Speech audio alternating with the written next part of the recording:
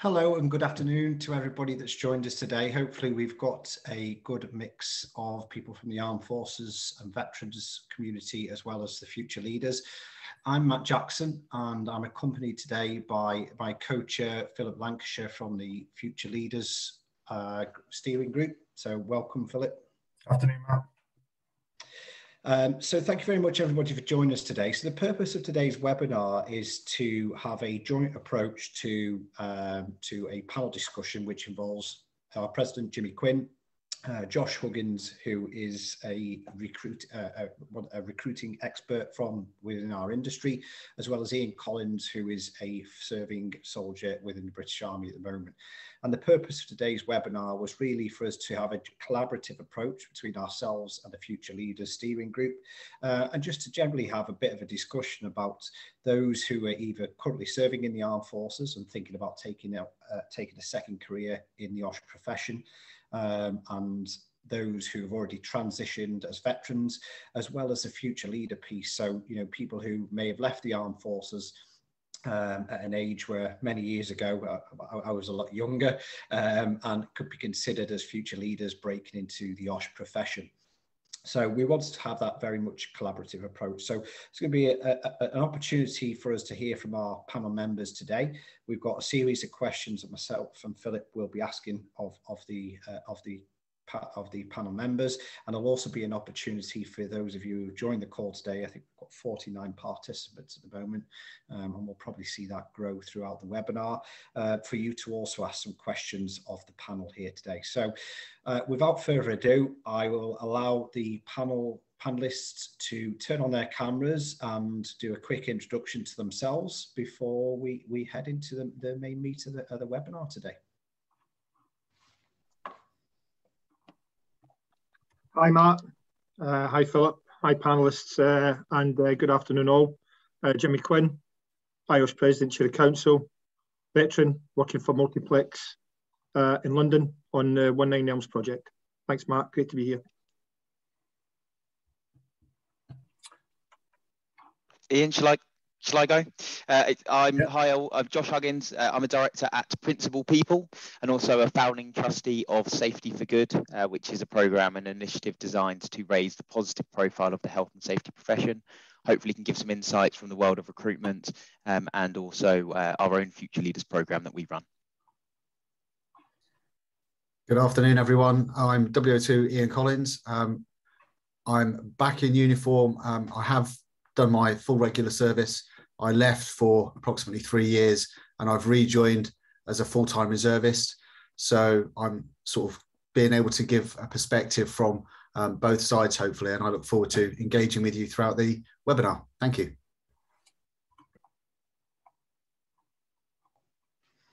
Excellent. Thank you very much, everybody. So we'll kick off with a couple of questions, and feel free to share amongst yourselves in terms of who would like to answer these. There are a number of questions that I think would suit all and suit some more than others. So first of all, we'd like to, can the panel share with our members present today some advice that they can offer during this, leaving the armed forces is often the most difficult and distressing part of the transition phase for service leaders. Can the panel share with our members present today some advice that they can offer during this phase? It may be your own personal experience. So Jimmy, I know you've been through the experience yourself. What the armed forces, Ian, the army is doing to assist these people, or Josh, how you may have interacted with people who are present in this, who are in this phase. Okay, I stuck my hand up, Matt, but I'll lower it again. Yeah, I mean, I think everybody has sort of heard the story that I've told many times on YouTube or IOSH or in some of the webinars you and I have conducted together. And I think we talked about it maybe, golly, was it that long ago?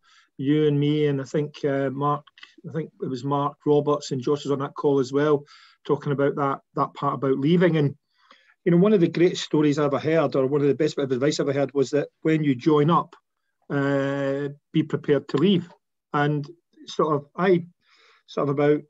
I did the same as Ian, actually. I did my 22 years full service. I started doing my health and safety sort of around about 2005, before I became a sergeant major. And then and then started just getting lots of courses together and doing some bits and pieces. But it was only when I left in 2009, I picked up an FTRS gig to go back, but it was to do with operational equipment, because I'd been caught out a little bit, and I was sort of panicking about coming out. So I used that 2 years to go back in and then really look at coming back out again.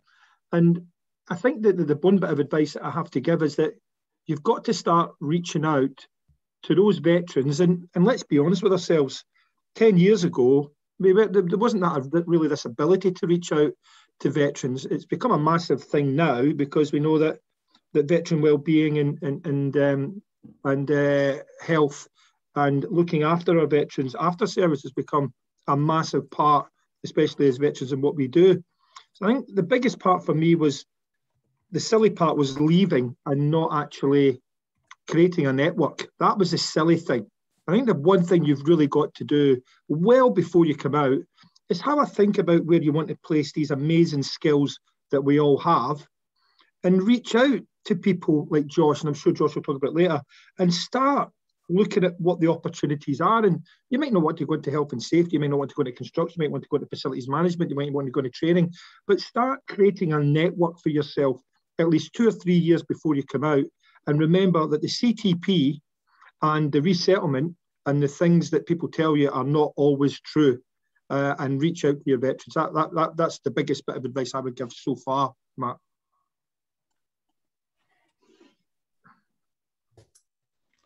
Thanks, Jimmy. Ian, Josh, would you like to? Yeah, I would echo that, really. I was fortunate in my last couple of years that I had scope in my job, and I volunteered to take on additional health and safety duties because it was not really being looked at within the unit I was at the time. Because I had an eye to getting out. You've got 2 years in which to resettle, and I think making the most of that 2 years is absolutely vital. I think you've got to have a mind about what you want to do and try and make that happen now, whether that's engaging with the CTP early. And I'd absolutely agree with what Jimmy said there, that don't listen to everything you hear. They're as good a resource as you want them to be, but it needs to work both ways. Don't expect to be fed everything.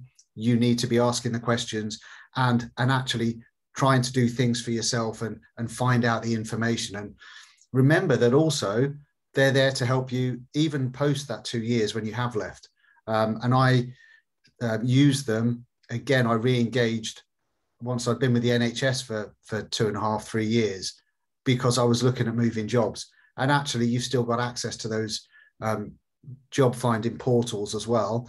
You won't get the money, the courses, but you've got access to there as well. So absolutely, network, engage with other veterans, and there's now tons of groups on LinkedIn and Facebook and everywhere else. Maximize your presence and start pulling things together. CVs, have an idea of, see who's got a job, who's just left, and have a look at their CV if you can, and start to tailor things so that you're not spending those vital few days on the CTP course trying to do it all from scratch. You've at least got a starting point, and engage with recruiters like Josh, and find out what skills are being asked for at the minute within the sector. So yeah, wholeheartedly agree with everything Jimmy said there. Absolutely, plan ahead. I think from my perspective, the key word that sort of comes up in what I hear and think about is accountability. I think that as a veteran, you have a huge range of, or as a service leaver, you have a huge range of skills and abilities.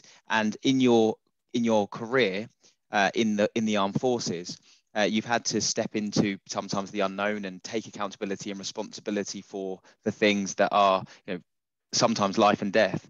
And when you come into the business world, perhaps that accountability can sometimes be forgotten. And both Ian and Jimmy said it, but nobody's going to do this for you. And I think really taking accountability of your own career and where you want to go is something that's absolutely crucial.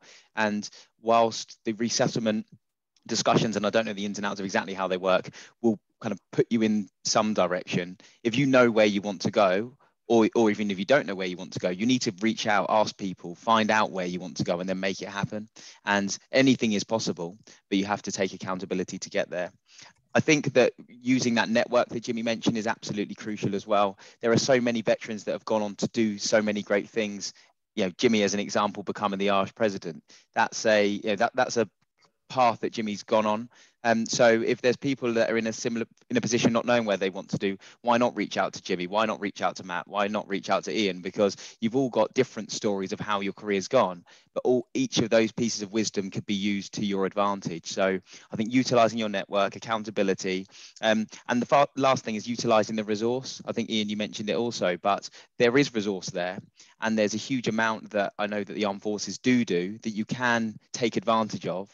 But again, if you're not pushing that yourself, it's not going to be handed to you on a plate. So sometimes there's more that you can get that actually you probably don't realize if you just push and ask the right questions or build the right network. So, and that's a part of, you know, the business world, isn't it? So I think using that to your advantage is a good thing. And of course, you know, as recruiters, we're always on hand and happy to help.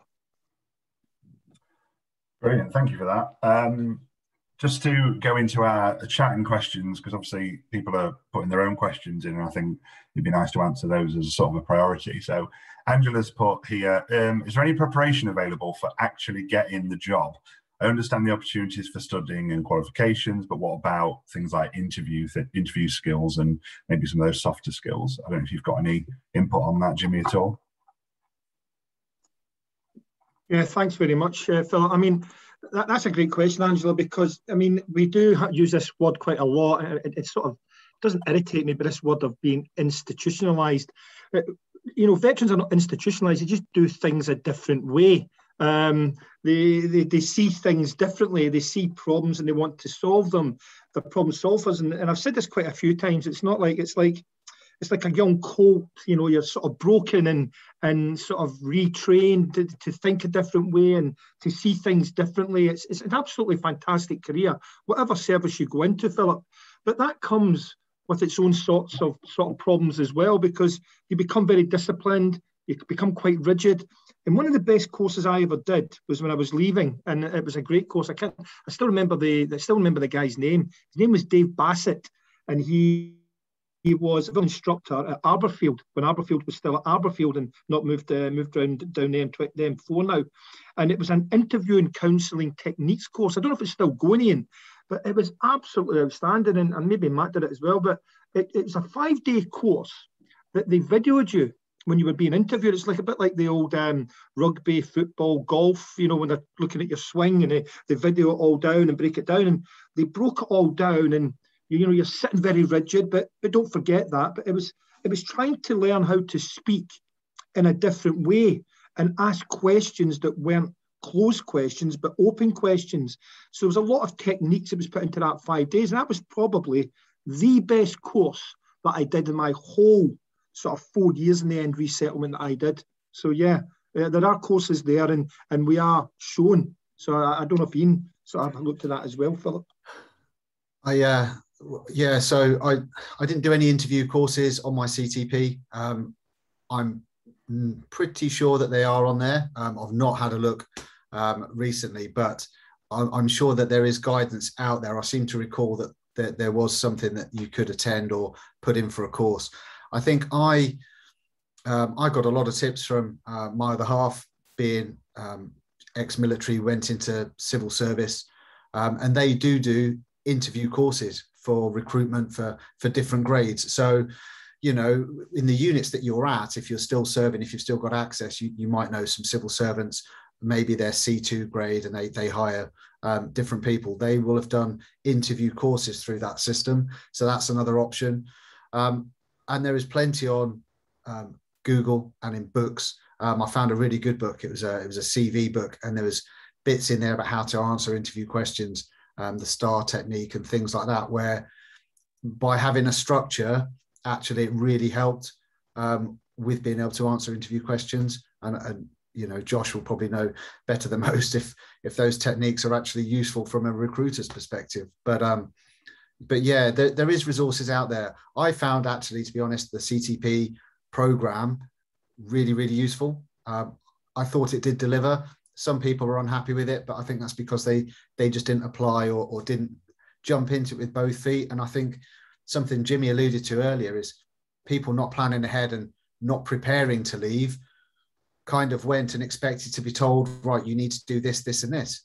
No. You've got to now, from day one of that last 2 years, you need to look at that end state and you need to say, okay, I've got this period of time, and I've seen too many good people, same as probably a lot of the audience have, and Jimmy yourself, where they, even in that last period and leading up to the last couple of months, they're still putting the job first, and they'll get asked, oh, can you come and do this exercise because we're really short staffed and we really need you, and they do, but they won't get the time added on the end.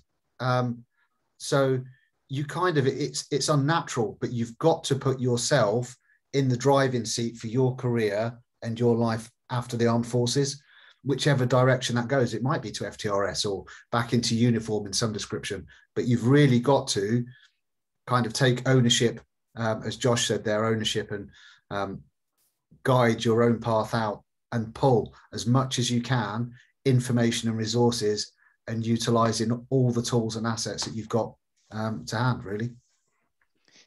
For sure. The only thing I would add to that, and I think that those are absolutely great points, Ian, is we have a process when a candidate would go through an interview process, regardless of whether they're ex-forces or an established and seasoned health and safety professional or leader, of an interview preparation call before an interview stage. And that's something that we enforce on all of our candidates that are represented by us to our clients, because the figures that we have show that it's over 50%. We have over 50% increase in success rate of candidates at interview stage if they go through this preparation call with us.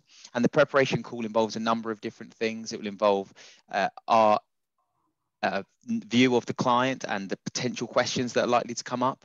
We have 3 short, and I'm happy to share with the audience if they want to get in touch with me after this call. We have 3 short presentations which you can watch. They're 10 minutes long, but they run over some simple things that you may think are teaching you to suck eggs, how to present yourself, how to hold yourself in an interview.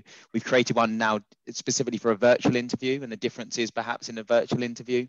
And the STAR technique, as you mentioned, Ian, is part of that, making sure your answers are clear and concise. So being prepared for interview and actually practicing interview techniques is an absolutely key skill. And I think especially when you're in the forces and you're transferring out, the only thing that you've got, because your career history sometimes might not be looked upon so favorably, is how you hold yourself and your behaviors. And that's what a lot of people will hire on. So if you're able to articulate those behaviors in the right way, you'll have a much greater success rate of being successful in the process. So I think it's important to focus on them.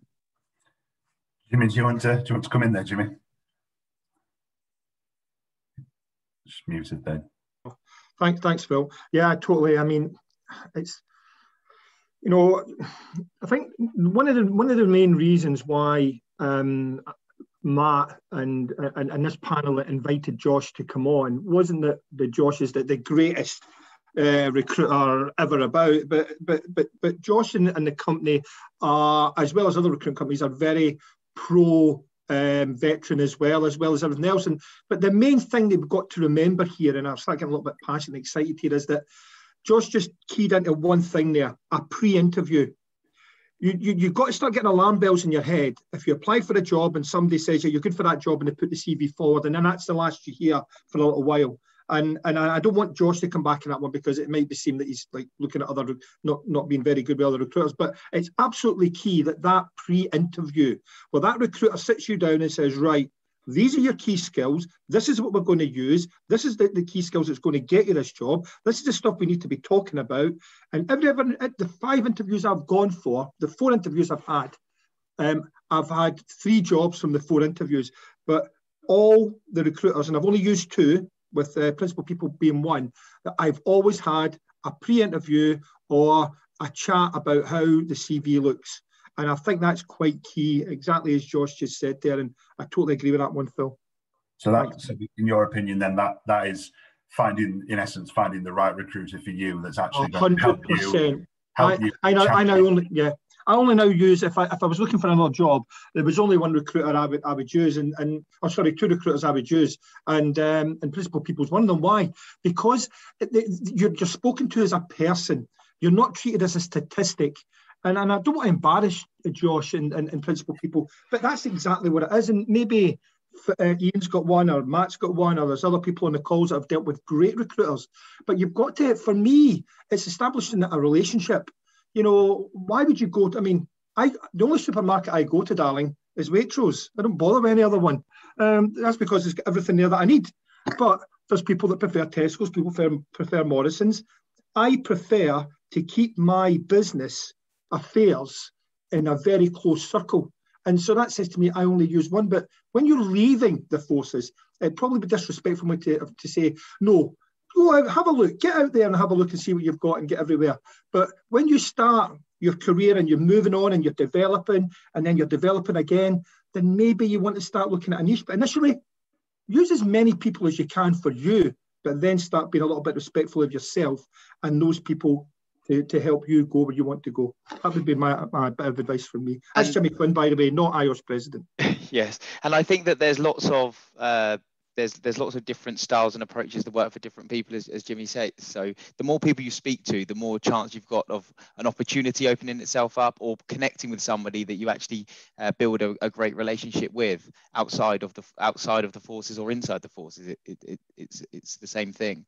So I agree. Reaching out to your community and the extended community, asking people continuously, is there anyone else you think that would be great for me to speak to? That's sometimes how we connect. Matt and I first met because Jimmy recommended that Matt and I speak, and that's only because of my relationship with Jimmy that Matt and I have been able to build a relationship. So networks are the crucial part of this, and it doesn't necessarily need to be a recruiter that can help you with those tips. I think recruiters are well placed to do that. But if you engage with somebody who knows that another company is recruiting, they might be able to give you a bit of an insight into that company or who it is. It doesn't necessarily need to be a recruiter. So I think leveraging that network, asking the right questions, will help you be as best prepared as possible. And that's the most important thing as you move into an interview stage, in my opinion. And the other thing as well, Philip, you've got Steve Davis in the chat at the moment. Steve is, he's an IOSH member, but I only met Steve through networking and doing some coffee mornings and had a chat with him, asked him to be a member of this Armed Forces group. And now he's offering his time on this chat to assist him as well. And that's what it's all about, mate. Thanks, Steve.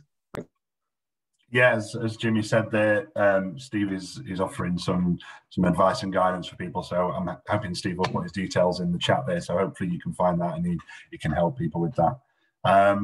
So just going back into the questions that we've seen in the chat. So Jeff has asked, is in the process of doing the NCRQ diploma. I think this is a great way as opposed to the NEBOSH diploma, where ELC pay 2,000 and the individual only pays 520 for the course. What are your views on this route to education and setting up for a second career in OSH? So maybe that's a question on, NCRQ versus NEBOSH. I mean, from my personal perspective, they are both as good as each other. I would like to think, in my brief experience, that the industry is shifting a little bit from NEBOSH is the only way forward. But is that your opinion, Jimmy?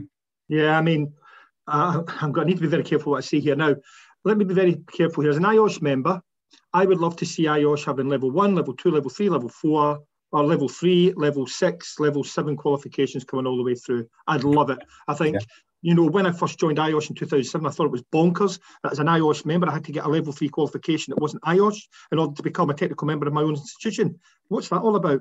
Now, I'll be very honest with you here.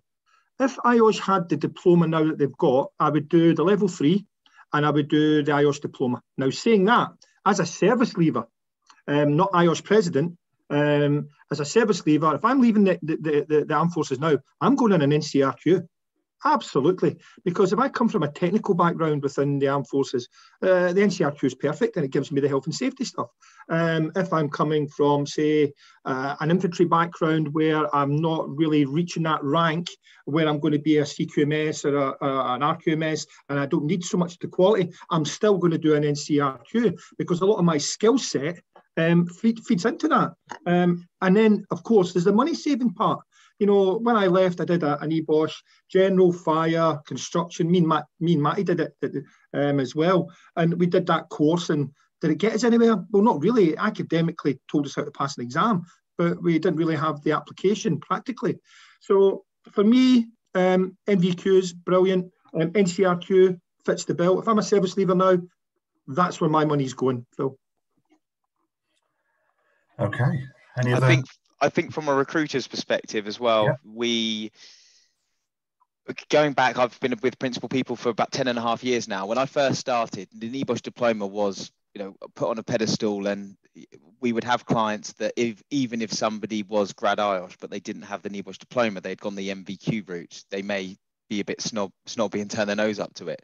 That's completely changed now. I can't remember the last time I've spoken to somebody who, if they've got a level 6 qualification, it matters if it's the NEBOSH diploma or NCRQ or whatever else it may be. I think you've got to find the course that works for you, and the most important thing is getting that level, that type of level qualification, and if that means it needs to be the NCRQ, then great. If that means that NEBOSH diploma works for you, then great. I don't think that there needs to be a one size fits all. It's about what works for you. I definitely recommend you explore all options and then decide on that. But I don't think, and I certainly would be pushing back to any client that came to us to say we must have the NEBOSH diploma, because I think that there are other routes that are better for certain people, and would advise them to go with that. I think obviously that's why sort of the NCRQ made its appearance, isn't it? Really, you know, people learn in so many different ways, and it was just a different, more practical application of the health and safety industry and the understanding. So to really bring those people in from all walks of life, really. So yeah, it's good to see that sort of hierarchy of NEBOSH being the top one is breaking down and fading away. Definitely, for sure, which is really good. Just to yeah. Sorry, mate, I'd be interested in what Ian's thoughts were on that one as well, just quickly. Yeah, strangely, I was asked the same question by somebody I know the other day, and I've pretty much given this exactly the same answer. It's not so much who's doing the qualification, who's providing the qualification, it's what your learning style is. If you are academically set and you prefer that environment, the NEBOSH diploma is there. And if you've got the funds and the time to go away and do that. Or e-learning. The MVQ, I did the MVQ, and I did that because I was in a job, and I had health and safety as part of my job at that point, because I'd volunteered to take on those additional duties. So I was producing the evidence, and I had the time to do that. So I did the MVQ. It suited my needs at the time, not so much the way I like to do my learning, but it fitted how I could apply myself at that particular time. An NCRQ, having looked at it, I think it's a good option for all the reasons you say, Jimmy. But also, if you're not in a health and safety role, and you might be a veteran now, and you're thinking of a career change, well, if you've got no health and safety responsibilities, you can't take time off to do a diploma, and you can't generate the evidence to do the MVQ, you're only really left with that option. But this is where the beauty of things like the IOSH blueprint come in, because you can do the NCRQ, which is workbook focused, and you can go down that way, but you then really need to establish and understand where your other gaps are that you may not have covered as part of that process, and doing it that way. And it's knowing what you don't know, if there are any gaps in that particular area, to be that more rounded individual. And no matter which route you take, there are going to be gaps in places because of experience in different sectors or jobs, etc. So yeah, absolutely, value in all of them. Good. It's good to hear that obviously we're offering within our industry a range that meets everybody's styles and needs, which is really good. So just to go back to some questions, obviously we've talked about leaving the armed forces and how that can be such a difficult and distressing time. So the transition is often quite challenging on a service leader's mental health from a mental perspective. A change from being in such an institutional surrounding to one where some feel there is less support around them. So what advice would the panel offer to people, maybe on a mental health perspective, how to cope with leaving the services and making sure they're mentally prepared for that? Does anybody? That's definitely a Matt Jackson question, isn't it? Straight to Matt Jackson, I think. just throw them under the bus. No, I think it is an incredibly challenging. I don't just think mentally preparing as in your transition phase, and I think there's an interesting question that somebody else has answered there is both Jimmy and Ian did their full service. So they did a 2-year resettlement, whereas those who leave the services earlier on in their career do a 12 months, and some people do a 6 months if they're medically discharged. So I think there's preparing yourself for that transition in terms of qualifications is something else. I mean, I personally, and a lot of veterans I do speak to, went through an incredibly difficult time when they transitioned. I personally had a bout of depression in my first 12 months, which nearly cost me my marriage, in terms of that transition from the military and adjusting to civilian life. And I think there's a lot of veterans out there that have either gone down a similar route or had similar challenges. So I think it's about leaning on your existing network. I think it's about building a network of veterans who've already done that transition, and just talking to people, reaching out to your networks, speaking to somebody who's personally been through that process. And as I say, there's a lot of veterans I speak to who have definitely, struggled with that adjustment. So, personally, I think it's about talking to people and who've been through a similar process. Jimmy, you might want to add to that. Yeah, absolutely. I mean, I'm just looking at the Q&A chat there as well about, some of our armed forces, colleagues, leaving in a medical discharge as well. And I think that's maybe something that our good friend Ian Collins might be able to sort of start looking at from his perspective as a health and safety in the FTRS, where he could probably be pushing that part on that. So that's a good one for Mike to maybe take forward. And maybe Mike, you reach out to Ian Collins and maybe that's a separate offline conversation, because we know that one of our great friends, Jamie Sutherland-Pownall, is now leading a lot of the health and safety at the Ministry of Defence now. So, we've got two outstanding IOSH colleagues, one on this call and Jamie Sutherland-Pownall, who, when they get their heads together, would be able to look at that part, Ian. So maybe that's a sidebar for you. But from my perspective as well, I think I've been very open as well, Matt, that when I left, I'd done the stupid thing. I cut ties with everyone that I could, and just went on alone. And if it hadn't been for IOSH, and you're right as well, Angela Rapps, the IOSH mentoring programme, and being going out there as a veteran, I would have got lost. And I certainly went downhill for a good 12 months. And it was only when I met my amazing partner and then and wife now, Karen, in 2009 that I was sort of rescued. But you've got to keep your links. You've got to keep the networking, and none more so as well, Matt, than the Royal Engineers. What an outfit that is. I mean, the stuff that they do behind the scenes, the Royal Engineers, with their communication on the WhatsApp groups is unbelievable. And if you remember, Josh Huggins, that's when we started that first webinar about 18 months ago, was when Mark Roberts reached out to me through the Royal Engineers, because there are a lot of people that were suffering mentally as well. So, yeah, I totally agree, Matt. The one thing that we've got to do is you've really got to try and look at what you're doing, plan it, keep people close. And the other one big thing as well that we don't do well, or didn't do well until I experienced it, is talk. And I think I've been quite vocal about my struggles with mental health as well. But yeah, properly. Yeah, great shout, Matt. Great question. Who was that, Philip? That was a great question. Is that one of our questions, was it? One of ours. We've prepared well. Wow. I think it's been mentioned in the chat, obviously, with regards to the mentoring platform that IOSH offer as well, which is a great resource. I think, if you can find yourself the right mentor as you are coming out of the armed forces to help and support you, and if you can find that right mentor that's willing to talk about mental health and how to support you through that, then that's obviously a massively huge successful find to help you transition across into a new career. So just on another question, the service leavers have a great deal of skills to offer the OSH profession, obviously from their experience. Some skills still need to be learned from them for them to succeed. What advice can the panel offer on this? So is there skills that, from people's experience on this panel, that OSH professionals, people coming out of the services, coming into an OSH profession, need to learn that they may not have picked up in the armed services, or some sort of key area that they need to think about at all? I think if I can go first on this, I think that the only skills that I would say that veterans wouldn't have is some of the technical health and safety skills, the behavioural skills, the ability to deal with stress and pressure. All of those softer skills are the things that you get a great grounding on within the services. So I think it's about focusing on those at interview stage and at the early parts of your career, and the technical skills can come. We conducted a survey back in April or May time, and COVID had just happened, as part of a kind of thought leadership piece.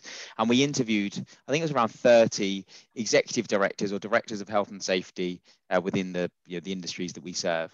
And we asked them a question about when they interview candidates, regardless of the level, what tends to be the focus, behavioral skills or technical skills? And it was over 70% focus on behavioral skills. So, and I think that that's a really powerful thing to empower the participants today with, is that technical skills can always be learnt.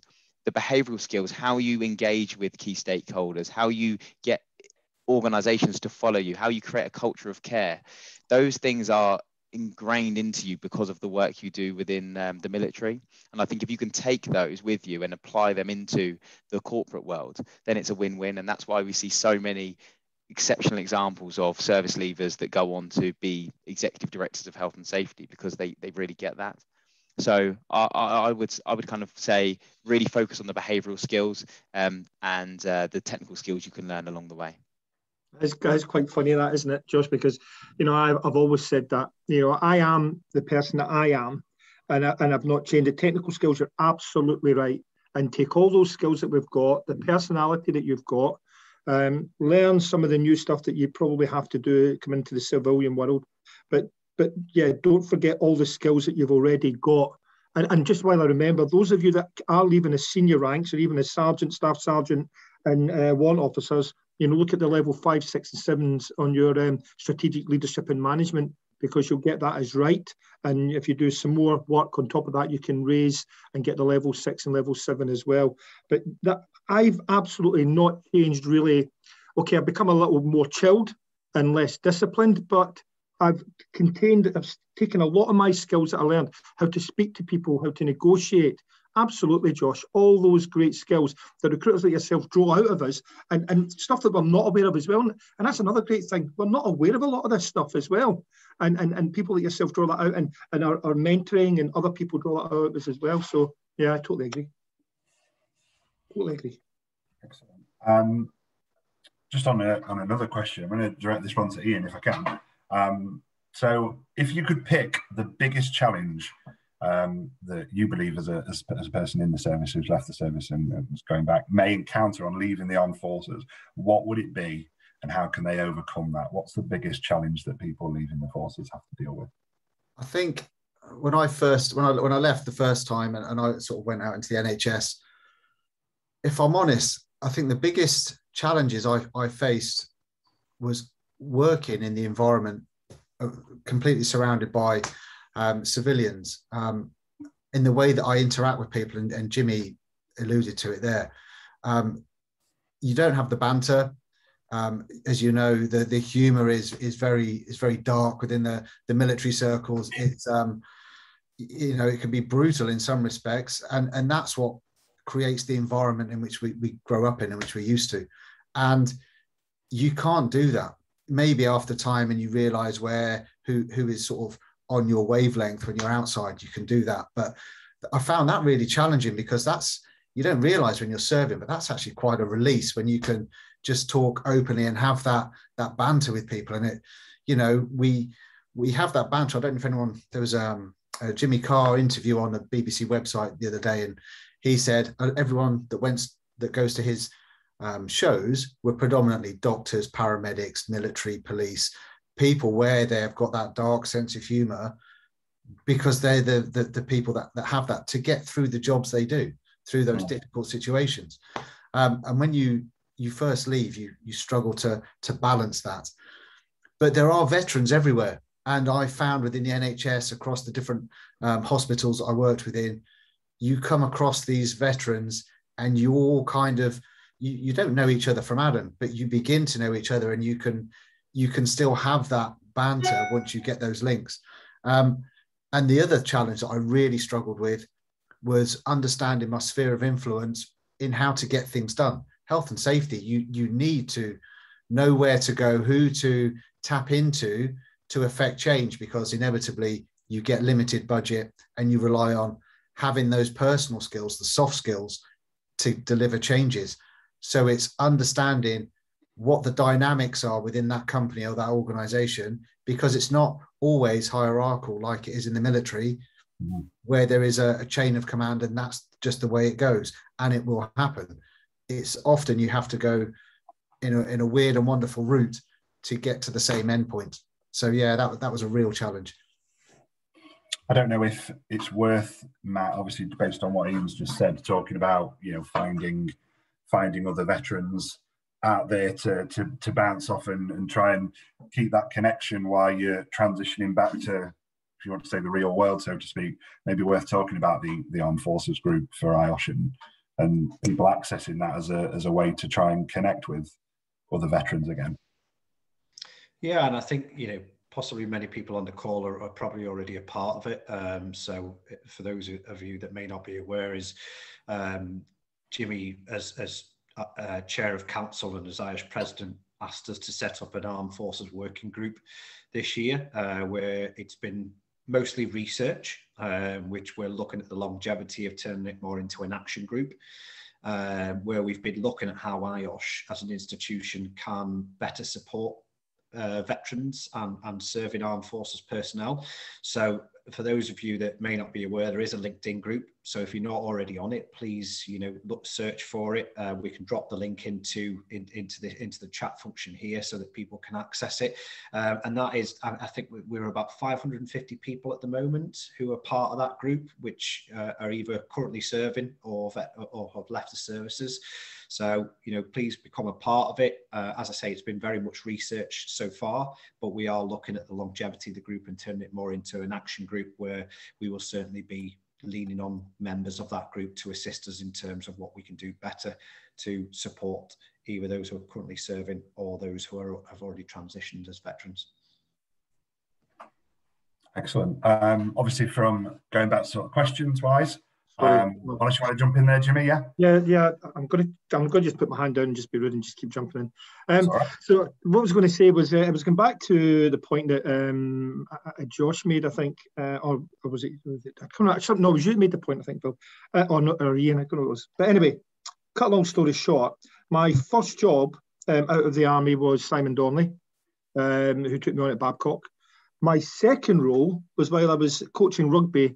One Sunday morning, wet and windy in Blandford, I went into North and I got a call from Matt Jackson and mentioning that there was a role in the Middle East with my name all over it. Someone that I had met while he was resettling, and he paid it back. And then I went out to the Middle East and I got my role. They only wanted me for about 18 months because predominantly they just wanted to get a couple of awards and wanted me to redo the safety management system. There wasn't a real need for me after that. So I applied for a job in construction now this is only in 2015, and I met a guy called Matt Hewitt, Australian, and Matt took me in, and this was a 1.4 billion dirham, I think, Matt, project, and this is the best bit. This is going to get better. So this is a 1.4 dirham project, a million dirham project, and we're building the largest third generation mall in Dubai, Abu Dhabi, Middle East for a long, long time. Anyway, cut a long story short, blah blah blah. Matt Jackson sat me down and he says, Jimmy, I don't want a health and safety manager in construction. I want a health and safety manager. I said, I've got the best people in construction. I'll teach you construction. You build me a team. So he recognised my skills off my CV as being someone that could build teams and work with teams. And we started off with 2 people and ended up with 36. And we ended up with 3 managers. The 3 managers I took on used to blow up things for a living. The other one was a scientist. And the other one was straight out of university with a fire safety management degree, who was keen as mustard. And I did the same thing. But the other great thing was, as things happened, Matt then moved on from his job to another job where he was then monitoring me as a health and safety manager on the project. So you just can't make stuff up sometimes. And I think the point I'm trying to make is there is hard work, there is education, there are the right people for you, but there's also a little piece of luck as well, Phil. Excellent, thank you for that. So just to go on to another question. So obviously IOSH has over 47,000 members worldwide. What's the value, or what can people communicate the value of leaning on this network and why that's important for people coming into our industry? I think from my perspective, something that Ian mentioned in one of the challenges that he faced when he exited the armed forces and going into the NHS is something that I think is what a network like that can do for you. So I think it was around how you understand with the chain of command. And in the military, and obviously I haven't served, but I understand it to be very hierarchical. And if somebody that's in a rank above you tells you to do something, you have to do it. Obviously, when you go into the civilian world, that's not the case, and people will say no, and trying to deal with that can be difficult. And I think that sometimes with military individuals, you can find that they can have a perception anyway to be fairly aggressive or dogmatic if they don't get the thing done they need to, because the chain of command wasn't followed. And I think with a network like IOSH or a mentoring program or whatever it may be, you're able to hear experiences like Ian's had and not make the same mistakes. I had an example of this only a few months ago, where we had an individual that was really struggling within their organization to improve. There was a piece of cultural work that they were trying to do, and they just couldn't get it through HR. HR were becoming the real blocker, and we connected them with somebody that we felt could help them. And the thing that they realized was they kept trying to influence the HR director, and they would keep going to the HR director, and the HR director didn't want to hear, didn't want to listen. But in talking it through with another person that had been in a similar situation, they said, well, who does the HR director listen to? And as a matter of fact, it was the HR director's PA. And by influencing the HR director's PA, who had the ear of the HR director, they were able to actually get this program through and on board and listen to. And I think with a network like IOSH, and with the amount of members that you have, there will be somebody within that network who has gone through a similar challenge to the challenge you're facing, and may be able to give some experience and share some best practice that might help you on that journey. So I think being part of IOSH will allow you to tap into that. Again, it's down to that accountability. It's on you to build those networks within IOSH. But I think that community really do want to help. And the health and safety industry as a whole is one that empowers others to do good things. And there's no competitive nature of kind of sharing, hiding best practice. It's all about sharing it. So my view is become part of it. Reach out to people, find people that have been through similar situations, and use that to your advantage to help you progress forward in your own career. And then when you get to a certain level that you're happy with, start to give it back and help others on the journey as well. Yeah. Absolutely. I'd echo that. I was late to the IOSH party, to be honest. Because I took on health and safety bits whilst I was still serving, and I hadn't really joined IOSH at that stage until I was formally qualified and bits. I was actually mentored by a guy who had been doing the job and moved units. And I got in touch with him because I really didn't know what was going on, and he kind of mentored me through, and I still go to him now because he has trodden the path that I'm going down, and he continues to do well. And I've got a lot to thank him for, but also I started going as I knew I was going to be leaving the military, and I went and I was going to the NHS. I went to the local branch meetings. I started attending, I engaged. And even after the first one, where I met a table of veterans that were there who were quite successful in their own consultancy businesses, it was a case of, why has this taken me so long? You realize when you could turn up, it's far more than just sitting around a table listening to somebody talk at you. It's much more than that, and you get so much more from that. I recruited somebody by a chance encounter at one of those meetings, who later applied for a job in the NHS with us, because we'd already had a conversation, and you build that network. It was a chance encounter with a veteran that prompted me to go for chartered, because I was a little bit on the back foot thinking, I don't think I'm good enough. And he said, look, come and have a chat. So he pushed me and gave me that confidence to do it. And there's a lot to thank him for as well. And that's the reason why, I've been since I chartered, I went and I became an IOSH mentor to give stuff back. I want to give back, volunteering for other bits within IOSH as well, coming up. So hopefully I can give back and certainly within the armed forces and veterans community, what can I do to help others? Because, you know, somebody else has probably been there before, done it before, and can help you. And that's absolutely what we do for each other and for anyone else in the profession. Help each other and make everything better for everyone. Yeah, totally agree. I think in my brief experience of health and safety, and that it's one of those industries that's very, very unique in how much we give back to each other and support each other, and provide the guidance to each other and to help those coming into the industry. I think for me, we spoke about it on other webinars that we've done in the past, that IOSH do make a lot of content, which is great, and it's amazing that we see it all, and it's all, you know, all those emails and things and LinkedIn groups and things, but there is a thing to say, to take that time and go through what's being sent to you and say, right, well, take away the stuff that's not yours, you know, get to your groups that are definitely your groups to help you, things like the Armed Veterans Group and the Future Leaders Group and things, and find the resources that are really the ones to specifically help you. There's a lot of stuff we do as IOSH, and it might not all be ready for you right now. You might not be in that certain stage of career that it's helping you. You just got to make sure you pinpoint what you need and really get hold of it and grasp hold of it. So I'm just going to go for one last question, if that's okay. So it's in the chat. One of our attendees has asked, how can I get that experience where employers will see my value and competency if I've not been in a long-term health and safety role?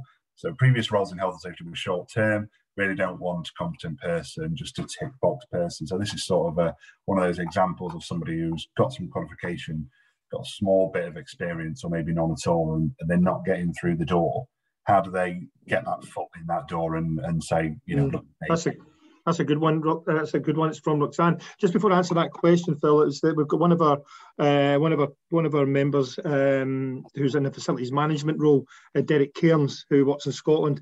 Any service leavers leaving in Scotland should reach out to Derek Cairns. He does a lot of stuff in that stream up there. And look at the chat if you can, and just pick up Derek Cairns on LinkedIn. Going back to Roxanne's one. What I did as well, and I'm sure Ian did, and it's too late for Roxanne, I know, but I started doing some stuff in and around the camp. I asked the quartermaster if I could go and view what some of the people were doing. But one of the biggest things that I know it's horrible to say, but I started doing some volunteer work, and it'd be interesting to see what Josh's view is on that. I think we've talked about it before, Josh, but I did some volunteer work for the local council, one day a week, picking up bits and pieces and just doing part of my own time. Now, as a single parent, it might be a lot tougher for Roxanne, but there's definitely other ways and means out there. You know, if there's a sports centre nearby, or they've got a creche, then maybe you could do some stuff and assist that way as well if you're a single parent and you can't get childcare and stuff like that. So always thinking outside the box, but you know, reach out. There's plenty of service leavers on this IOSH group that we've got, the IOSH Armed Forces and Veterans group that Matt's got going and really getting a lot of people in it now. Reach out on that, Roxanne. There'll be plenty of lots of advice for single parents, and you know, have a chat with Josh Huggins as well straight after, because if he can't help you with your CV and putting that translate that into the work that you've done, then he will know someone that can. Yeah, I think that it's from a volunteering side, it is difficult. It does exclude a certain demographic of people who have different challenges that they face if they can't work for free. And it's something that, from a Safety for Good perspective, we're actually working on, is to try to come up with some sort of program that we can help fund individuals to be able to do some volunteering work to help them gain that experience. I think what I would say, Roxanne, is definitely reach out to me or the team after today, but it's about painting that kind of story and picture with a relationship, perhaps to a recruiter who's able to articulate your position and situation and talk it through before they just see a CV land across their desk. In the current market right now, there's so many applications for different roles that HR teams or even the direct line manager are going to be sifting through CVs within probably 5 seconds. And if they don't see the experience that they're looking for, it will just be rejected. And that might sound harsh, but unfortunately, that's just the way it is. So it's about the relationships that you have that bypass that process and allow you to get through the door. And I think if you can get in front of an organization, then you're able to articulate yourself, you're able to show your behaviors, you're able to show your competency, and they will give you a chance. But I think a lot of the time we see people getting blocked just on their CV because they don't have the experience, and it's very difficult to do so. We had an example within our team last week where we had a fairly younger female who reached out to one of our team who had seen some videos he'd posted on LinkedIn to say, can you help me? I've not got much experience. I'm in an administration role, but I'm looking for an operational position. She's not in the ex-forces industry, but similar in terms of the lack of industry experience. It was my colleague George. George put a post up on LinkedIn, and by posting on LinkedIn just to his network to say, well, I've got this lady called Ellie who's looking for an opportunity. Does anyone know anyone that could help? We had a client that came back to him to say, I'm interested in someone junior. We're willing to take a chance. We set up an interview, and by the Friday, she had a job offer. And I know that that doesn't happen that often, but it just shows the power of your networks. And they may have been advertising that role on LinkedIn. They may have been advertising the role on their website. And if Ellie had applied, perhaps she wouldn't have been successful. But because she worked through someone that was a trusted source, they were able to get that. So I think using your network, again, comes into play in something like this. But my team and I can have a look at your CV, Roxanne, for sure, and help you out to make sure it's as valuable as possible and that shows you in the best of light. Can I just reiterate on that one as well, Phil, and to Roxanne, is that I know that I said, I only go to one recruiter, but there was a very high profile job come on. I'm not looking for a role, but I thought I'll put it in anyway just to see where I sit. And I didn't even make the sift. So I said to Josh, can you have a look at my CV? He gave it to one of his team, and it was removing one line in that 5 second. And it was clear to me, but I couldn't see it, that I was saying about the regional director part, and that would have put people off. And one of Josh's team, fantastic. I think it was Anna. Was it Anna? Or I can't remember the lady's name. Nikki. Yeah, she came back to me straight away and said, "You need to remove that straight away," and that was it. So I totally concur with what Josh is saying. It's that you need to get it there, smash straight away, and take advantage, not advantage, get involved, Roxanne, and reach out to the people on this call. Do you think things have changed a little, Josh, with people trying to be a bit more personal in their recruitment now? You're saying you were posting that this lady named Ellie was looking for a role. If you'd have posted, we've got loads of really good candidates, people may have not contacted. But do you think that personality of I've got a really good person that's now that's putting themselves out there is what's drawing people to those people? Yeah, absolutely. It's individual, and although it's difficult perhaps to find opportunities, from a client perspective, we've never seen bigger demand for people. People are recruiting. People are struggling to find good people. So now is the time to take advantage of that. But that individual piece of showing someone in a particular light can really be the differentiator between, one person out of 10 that you may come across. So how can you make yourself individual? How can you showcase your key strengths and skills, and how can you build relationships with people that will remember you so that when those opportunities come up, they think of it? And there's a huge way of doing that. We haven't spoken at all about it today, and there's we've published a number of things on it, but it's about building your own personal brand. And that can be in a number of different ways. But LinkedIn, as an example, I don't know if everybody is on LinkedIn, but if you're not on LinkedIn, using LinkedIn, but not just using LinkedIn to have a profile, put your picture up there, comment on things, get involved in things, post some videos.